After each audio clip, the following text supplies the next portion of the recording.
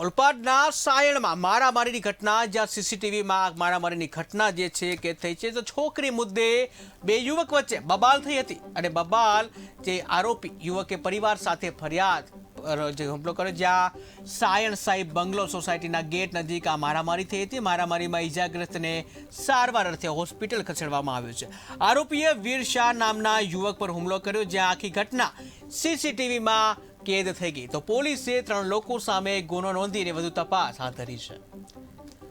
તો ટીવી સ્ક્રીનના દ્રશ્યો તમે જોઈ શકો છો કે જ્યાં છોકરી મુદ્દે બે યુવકો વચ્ચે મારામારીની જે ઘટના બની છે, તો આરોપી યુવકે પરિવાર સાથે ફરિયાદી પર હુમલો કર્યો હતો કે જ્યાં સાયણ સાઈ બંગલો જે છે ત્યાંની આ ઘટના કે જ્યાં મારામારીમાં ઈજાગ્રસ્ત જે છે એને સારવાર અર્થે હોસ્પિટલ ખસેડવામાં આવ્યો હતો. તો સુરતના ઓલપાડના જે સાયણ જે છે ત્યાંની આ ઘટના કે જ્યાં છોકરી મુદ્દે બે યુવક વચ્ચે મારામારીની ઘટના થઈ હતી કે જે આરોપી યુવકે પરિવાર સાથે ફરિયાદી છે એના ઉપર હુમલો કર્યો હતો.